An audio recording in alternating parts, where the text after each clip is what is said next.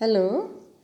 हाँ बच्चों, आज हम लेंगे आय प्रभाव। लास्ट क्लास में हमने क्या देखा था कि उपभोक्ता किस तरह से संतुलन में होता है। उसकी हमने 3 शर्तें देखी थी। तो जिस जगह पर इंडिफरेंस कर्व बजट लाइन को स्पर्श करता है और MRS XY is equal to PX upon PY होती है और indifference curve convex to origin होता है, उस जगह पर क्या होता है, उपभोक्ता का संतुलन होता है। ठीक है, तो अब आज हम क्या देख रहे हैं, आय प्रभाव। आय प्रभाव कब होता है बच्चों, कि जब वस्तुओं की कीमतें तो स्थिर है लेकिन उपभोक्ता की आय क्या हो जाए, परिवर्तित हो जाए। तो इस दशा में क्या होगा, आय चेंज होगी तो मांग चेंज होगी ना, तो अब उसकी बजट लाइन चेंज होगी। तो आय बढ़ेगी तो बजट लाइन समानांतर रूप से आगे खिसक जाएगी और आय कम हो गई तो बजट लाइन समानांतर रूप से नीचे खिसक जाएगी। तो जो ये अलग अलग संतुलन के बिंदु आएंगे, इन सब संतुलन बिंदुओं को जब हम मिलाएंगे तो क्या प्राप्त होगा, आय उपभोग वक्र ICC। तो ये क्या बताएगा कि वस्तु की कीमतें स्थिर है और केवल उपभोक्ता की आय में परिवर्तन हो रहा है, तो आय का प्रभाव कैसा होगा। तो अब इसमें अपन ये डायग्राम देख रहे हैं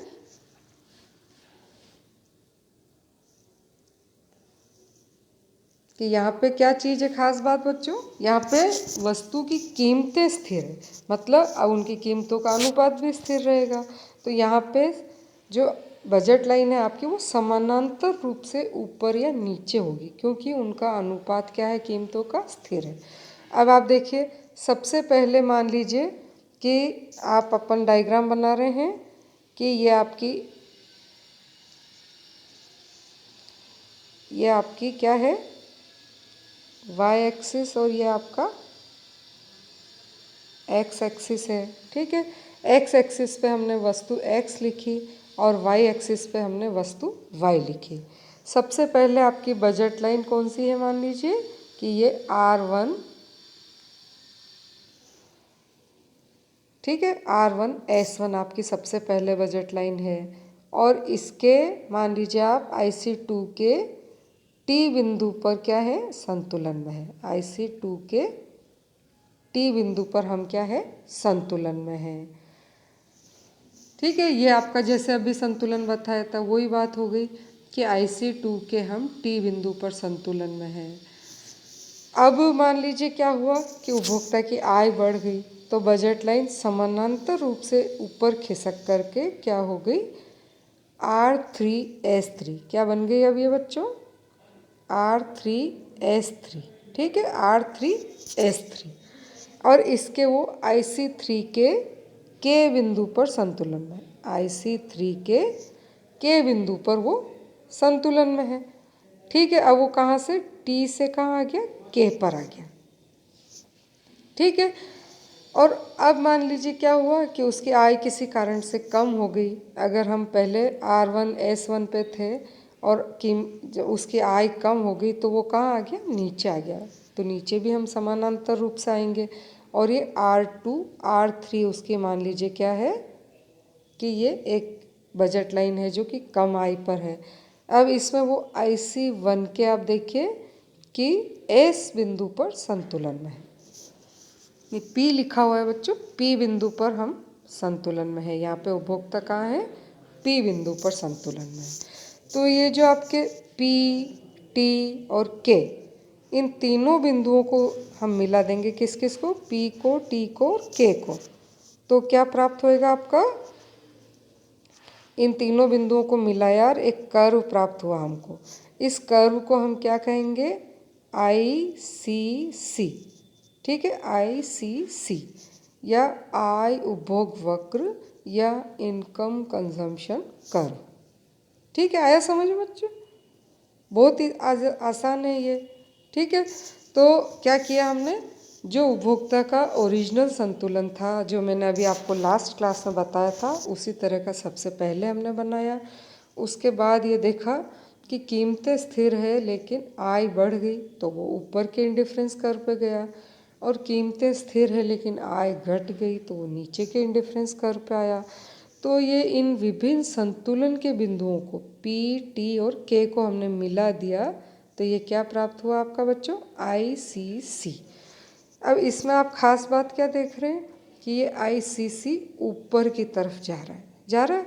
तो यहाँ आप क्या देख रहे हो कि x और y दोनों की मात्रा बढ़ रही है। आप देखो कि यहाँ ये x और y की मात्रा है, फिर ये x और y की मात्रा है, फिर ये x और y की मात्रा है। तो ये जब ऊपर की तरफ जा रहा है तो आप देख रहे हो x और y दोनों की मात्रा बढ़ रही है। इसका क्या मतलब है बच्चों कि दोनों वस्तुएं क्या है, सामान्य है, इसीलिए दोनों वस्तुओं की मांग बढ़ रही है। ठीक है, लेकिन ऐसा जरूरी नहीं कि हमेशा दोनों वस्तुएं सामान्य हो। तो वस्तुएं किस किस तरह की है, तब आय उपभोग वक्र जो है वो किस तरह का बनेगा, अब हम ये देखेंगे। अब लिखिए नेक्स्ट पॉइंट, वस्तु की प्रकृति एवं आय उपभोग रेखा।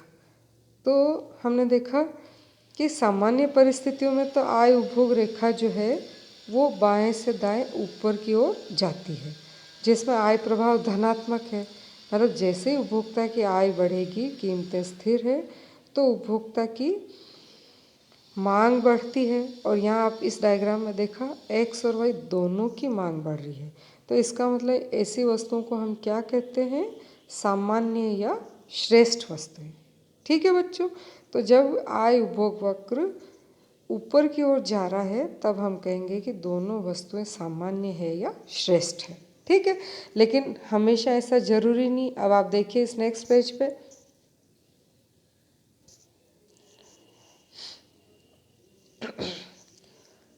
तो कुछ परिस्थितियों में क्या होता है कि आय प्रभाव ऋणात्मक भी होता है, अर्थात आय में वृद्धि होने पर किसी वस्तु की मांग घट भी सकती है। कीमत भले उसकी स्थिर है लेकिन फिर भी उसकी मांग घट रही है, तो ऐसी वस्तु को हम क्या कहते हैं, निम्न वस्तु।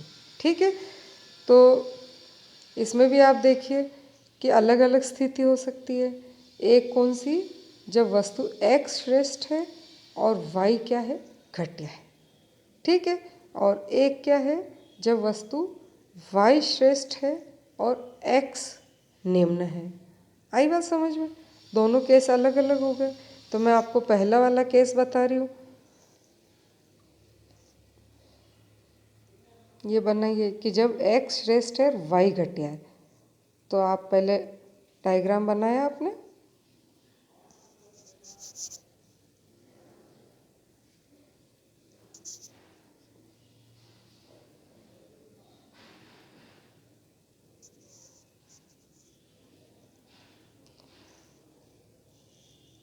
ठीक है। अब यहाँ पे हम क्या ले रहे हैं, सबसे पहले अलग अलग बहुत सारी बजट लाइन बना रहे हैं। ये देखिए आप 1 2 3 4 5, ठीक है, ये बहुत सारी हमने R1 S1 R2 S2 R3 S3 R4 S4 R5 S5। अब इसके ऊपर के अलग अलग इंडिफरेंस कर्व होंगे, उनके संतुलन देखिए आप, ये IC1 है, ये IC2 है, ये IC3 है। लेकिन IC3 तक तो आप देखो दोनों की मांग बढ़ रही, लेकिन इसके बाद देखो आप क्या हो गया, IC4 थोड़ा नीचे बना, IC5 थोड़ा और नीचे बना। तो अब जब हम इसका इनके विभिन्न जो ये मिलान बिंदु है सारे, इनको मिलाया तो क्या हो रहा बच्चों, ये देखो आप कि ICC क्या हो गया, नीचे की तरफ आ गया। थोड़ी देर ऊपर गया लेकिन उसके बाद क्या हो रहा, धीरे धीरे ICC आपका नीचे की तरफ आ रहा है। आया समझ में, तो ICC नीचे आ रहा है। अब आप देखो कि x वस्तु जैसे जैसे आय बढ़ रही, x वस्तु की मांग तो बढ़ती जा रही, लेकिन y वस्तु की मांग में धीरे धीरे क्या होगी, कमी आना शुरू होगी। तो इसका मतलब यहाँ क्या है बच्चों कि x वस्तु तो श्रेष्ठ है और y वस्तु निम्न है। ठीक है, अब सेम यही डायग्राम इसी टाइप का, सेम का मतलब इसी टाइप का ये मैंने नीचे बना रखा है, इसको आप समझिए।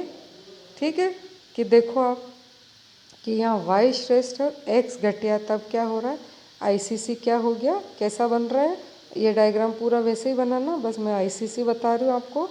ये थोड़ी देर ऊपर जाके फिर पीछे की ओर मुड़ गया, इसका मतलब यहाँ वाई की मांग तो बढ़ रही है लेकिन एक्स की मांग क्या होती जा रही है, घटती जा रही है। तो यहाँ एक्स श्रेष्ठ है और वाई निम्न है। ठीक है बच्चों, तो अब इसके बाद और अब अपन अलग स्थिति को देखेंगे। देखिए नेक्स्ट पेज पे,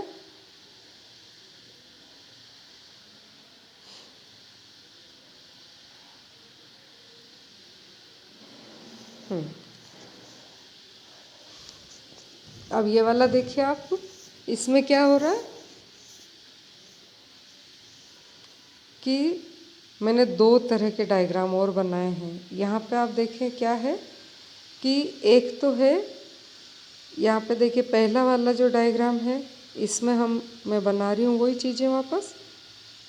आपने एक्स और वाई रेखा खींची, ठीक है। अब हमने नीचे वस्तु एक्स है और इधर वाई एक्सिस पे वस्तु वाई है, वही चीज़ें बार बार मैं नहीं बताऊंगी। और अब ये हमने 3 बजट लाइन बनाई है, 1 2 और 3, ठीक है। अब इसमें देखिए आप, जो ये आई इंडिफरेंस कर्व है वो ऐसे चल रहे हैं कि आपकी जो संतुलन रेखा है आईसीसी, वो क्या हो गई, एक्स एक्सिस के समानांतर हो गई। इसका मतलब ये क्या बता रहा है, आप समझ पा रहे हो? बताओ। यहाँ पे क्या हो रहा है बताओ, आ रहा है कुछ समझ पड़ रही है कि x की मात्रा तो बढ़ती जा रही है, ठीक है, लेकिन y की मात्रा क्या है, स्थिर है। ठीक है, तो यहाँ पे I प्रभाव क्या है बच्चों, ये मैंने लिखा I प्रभाव क्या है, y तटस्थ है। आई बात समझ में? यहाँ पे क्या है, y वस्तु की जो मांग है वो तटस्थ है कि I बढ़ भी रही है तो भी उपभोक्ता उसकी मांग नहीं बढ़ा रहा है। ठीक है, इसी तरह का अब हम दूसरा बना रहे हैं। देखो कि ये वाला बना रहे हैं, इसमें भी आपके वही 3 मैंने बजट लाइन बनाई है। एक्स एक्सिस पे एक्स वस्तु है, वाई एक्सिस पे वाई वस्तु है, और इसके सभी आपकी इस पे इंडिफरेंस कर्व बनाए मैंने, और इनके संतुलन बिंदुओं को मिला हुआ। आप तो ये आईसीसी यहाँ पे क्या हो रहा है बच्चों, एक वर्टिकल लाइन है, आ रही, दिख रही, ठीक है। तो अब ये वर्टिकल लाइन जो है, इससे क्या प्रूव हो रहा है, क्या समझ आ रही है? कि जैसे पहले y तटस्थ थी, अब यहाँ पे क्या हो रहा है बच्चों, x वस्तु तटस्थ है। y की मांग तो I बढ़ने के साथ साथ बढ़ रही है, लेकिन x की मांग वही है। I बढ़ने पर भी वो x की मांग को नहीं बढ़ा रहा है। आया समझ में? ठीक है, तो 4 तरह की स्थिति देखी अपन ने अलग अलग, और 5वीं ओरिजिनल जो मैंने सबसे पहले बताया था वो था। अब इन 5 चीज़ों को हम क्या कर सकते हैं, एक ही डायग्राम में भी बना सकते हैं। ये देखो आप 5 यहाँ पे ये बनाया मैंने, ठीक है। थोड़ा फास्ट बना रही हूँ बच्चों में, क्योंकि बहुत सारी चीज़ें बतानी है आपको, ठीक है। तो अब यहाँ पे देखो कि ये सबसे पहले तो आपकी आईसीसी क्या जा रही, सीधी बाएं से दाएं ऊपर जा रही है। यहाँ आईसीसी 1 का मतलब क्या है, एक्स और वाई दोनों वस्तुएं श्रेष्ठ है, लग रहा है आपको? अब ये आईसीसी 2 को देखिए, यहाँ पे क्या हो रहा है, एक्स तो श्रेष्ठ है और वाई तटस्थ है, ठीक। अब यहाँ आईसी 3 में क्या हो रहा है, यहाँ x तटस्थ है और y श्रेष्ठ है, ठीक। अब यहाँ पे देखिए आप ICC 4 का मतलब क्या है, यहाँ पे y की मांग घट रही है, x की तो बढ़ रही है, लेकिन y क्या है, y निम्न वस्तु है, ठीक है। अब इधर ICC 5 को देखो आप, यहाँ पे क्या हो रहा है बच्चों, ICC पीछे की ओर मुड़ रहा है, मतलब y की मांग तो बढ़ रही है लेकिन x क्या है, यहाँ पे निम्न है। आए समझ में? तो हम क्या कर सकते हैं कि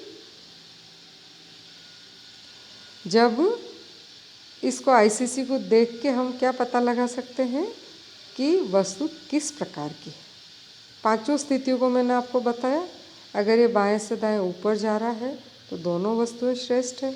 अगर ये एक्स अक्ष के समानांतर है तो वाई तटस्थ है, और वाई अक्ष के समानांतर चल रहा है तो एक्स तटस्थ है। फिर इधर नीचे की ओर मुड़ रहा है तो y निम्न है, और अगर ये पीछे की ओर मुड़ रहा है तो ये x निम्न है। आ गया पांचों तरह की चीज़। तो ये हमने आज क्या देखा बच्चों, इनकम इफेक्ट, कि जब उपभोक्ता की आय में परिवर्तन हो और वस्तुओं की कीमतें स्थिर रहे तो किस तरह का जो है ये प्रभाव होता है। ठीक है।